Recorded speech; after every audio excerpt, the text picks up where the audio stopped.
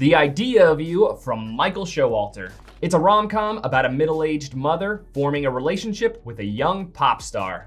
So this movie is based on the novel by the same name. We follow Selene, played by Anne Hathaway. She's a single mom who owns an art gallery in LA. She takes her daughter and her friends to a music festival where she ends up meeting Hayes Campbell, played by Nicholas Galitzine, who is a member of the famous boy band August Moon. Hayes tracks Selene down at her art gallery, and after forming a connection, the two of them become romantically involved. But with Selene being 40 years old and Hayes being 24 and extremely famous, they agree that it's best to keep their relationship a secret. So through their unlikely romance, it feels like this movie is trying to make statements about defying social standards. It seems like it wants people to see that perhaps what is considered to be a normal romance isn't the blueprint for how everyone should live their lives. So there is a mentionable age gap between the two of them. Selene is 16 years older than Hayes.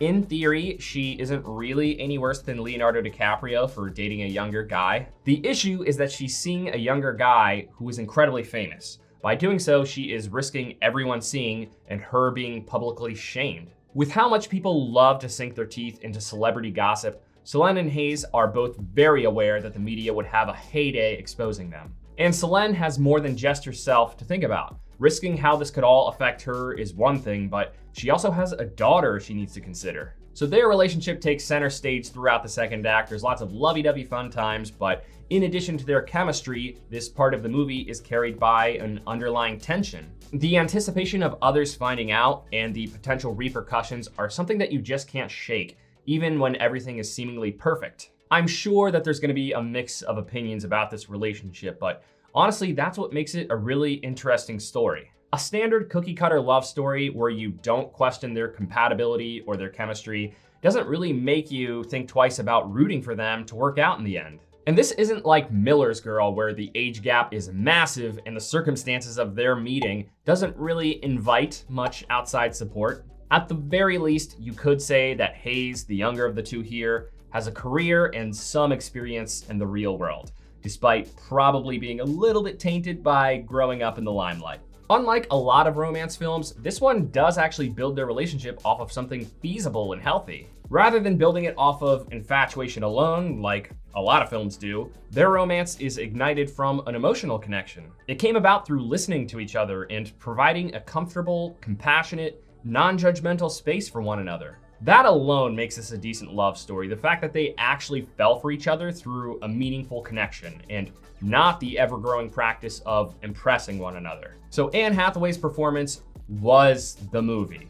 Don't get me wrong, Nicholas Galitzine also gives a fine performance, but Hathaway just steals every scene that they share. Her performance has many layers to it. She expresses so many different emotions, often before words are even spoken, which really speaks to how great of an actress she is. She knows how to express feelings of passion, vulnerability, confusion, desperation, and guilt, all through body language and mannerisms alone. I'd really like to put emphasis on passion, and I'm gonna tread lightly through this next part because I'm a guy and I'm just worried I'm gonna sound like a creep. But there's a scene when they start seeing each other where they start kissing, and the way that she is kissing him looks like it was fueled by genuine adoration.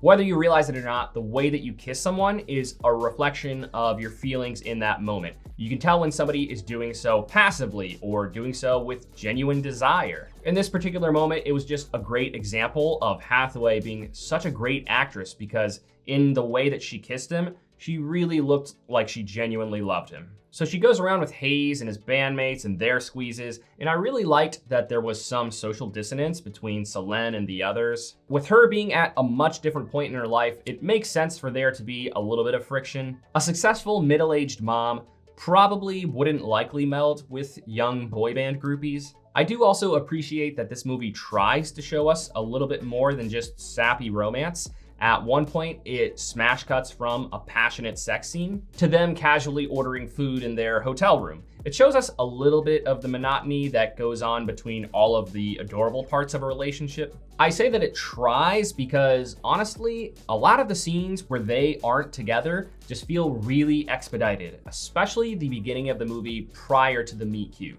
It was like they were just trying to rush back into Selene and Hayes' romance every time they didn't share a scene together, out of fear that we would get bored. But honestly, some of those scenes just felt so short that it was pretty jarring, as if they just didn't put any effort into shaping Solenne's life outside of her relationship with Hayes. This movie seems a little bit self-aware by acknowledging the unlikelihood of a fairy tale romance through a couple lines of dialogue, but it does still feel a little bit fairy tale-ish at times. There are some pretty cheeky writing bits in here, like one of the teen girls forgetting her own name just because of how starstruck she is meeting one of the pop stars, and Solenne's ex-husband calling her his wife, even though they've been divorced for many years. There's just little bits like that that just felt very cheesy. But cliches aside, this movie had a lot to enjoy in it. It's technically a rom-com, but the comedy is pretty minimal. It really does take a backseat to the romance. This provides an interesting experience by questioning the legitimacy of social norms and public opinion